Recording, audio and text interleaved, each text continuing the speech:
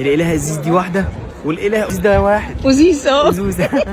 عامله اللي عليا رحلات وجينا وقطر وركبنا. هنخش بقى جوه او افرجكم بقى في معبد فيلة، اوريكم كل الفيلة. مي فيلة ايه يا مي؟ مفيش فيلة جوه مي يا ابني اسمع، هو لو ما فيهوش فيلة جوه يسموه معبد فيلة ليه؟ ما كانوا يسموه معبد التايجر، معبد الكروكودايل، معبد النمر، معبد الأز، اي معبد من المعابد دي، انما هم سموه فيلة عشان في فيلة جوه. انت الساعه في نادى مي وفاهم مفيش فيلة جوه، ما انت هتضايقني ليه؟ هوريك الفيلة ورايا. تصدقي مفيش فيلة غير اللي انت. بقول لك ايه، هات فلوس التذاكر 482 جنيه. 482 جنيه يا مي، ده ب 40 جنيه مي التذكره. ده هو عرف منين؟ ده لا ده غير الاجانب، غير المصريين، انما غير الاجانب بقى بيبقوا غير المصريين خالص، فده بيبقى بال 40 وده ب 400، حتى 482 جنيه. على فكره ما انت لسه واخده مني الكارنيه، انا داخل كده ببلاش، روح خد بقى ال 40 جنيه من ماما. كام كرتون تفاضل هنا يا مصطفى؟ بيض ايه؟ بيض ايه يا مي؟ يا مي دي احجار يا مي، بيض ايه؟ بننتقم. بقول لك الفراعنه عاملين شغل رهيب مع الفيله هناك. كلمه كمان واحده لك في النيل. احنا كده دخلنا معبد فين بقى الفيله؟ عشان انا عايزه اشوفهم كلهم في الفيل. يا بنت فيلة ايه ونيلة ايه؟ دي مجموعه معابد وما اسموش معبد فيلة، اسمه معبد فيلة يعني المحبوبه. يا ابني ما انا فاهمه ان هم مجموعه بس هو في اهم معبد من مجموعه المعابد دول معبد ازيس واوزوريس، اللي هو الاله ازيس واوزوريس. يا بنتي ما تعصبينيش، الاله ازيز دي اله، اوزوريس ده اله تاني خالص. ما قالوليش. يا بنتي ده ليهم اخ واخت، ست ونفتيس. احنا هنفتيس من اولها ولا ما تقول كلام نعقله؟ ايه اللي ست ونفتيس واوزيس واوزوريس؟ انت كل دول اخوات، بس ابوهم وامهم جوزوهم عشان يحافظوا على السلاله. استغفر الله العظيم، هو جوزوا الاخ لاخته؟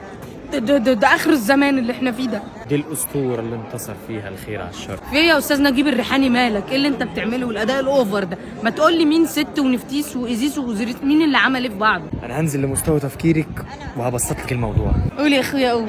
ست كان بيكره اخوه اوزوريس. استغفر الله العظيم، ليه بقى؟ ليه الاخوات يقطعوا في بعض كده؟ عشان ابوهم خلى ست يحكم الصحراء واوزوريس الارض الخصبه. بقول لك يا مصطفى، هو ايه الفرق بين الصليب ده والبتاع اللي تحتيه الصليب التاني ده؟ يا بنت صليب ايه؟ ده صليب وده مفتاح الحياه.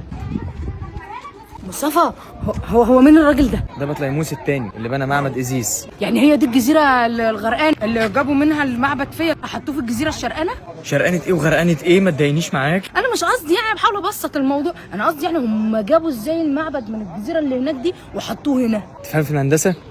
طبعا والله شكلك ولا بتفهم ولا حاجه وهتغلبيني. عملوا خوازيق.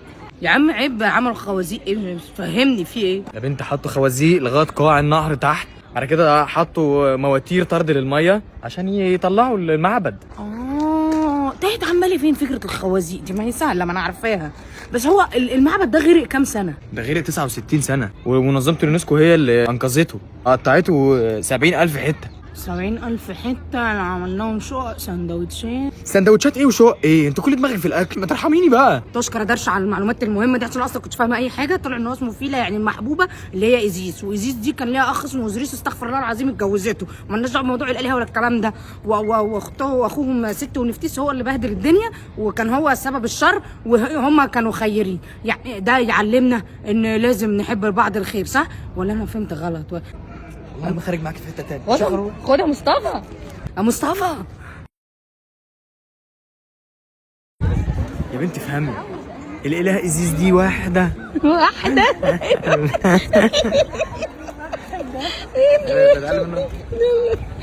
هنفقد الكلام عشان بنقول كلام، استغفر الله العظيم. الاله ازيز دي واحده والاله اوزيس ده واحد. اوزيس اوزوزة. الاله اوزوريس دي واحد بس. خلاص لا. في ايه؟ احنا تعالى من النط. هتيجي اهي. الاله مين؟ انا نسيت الاله.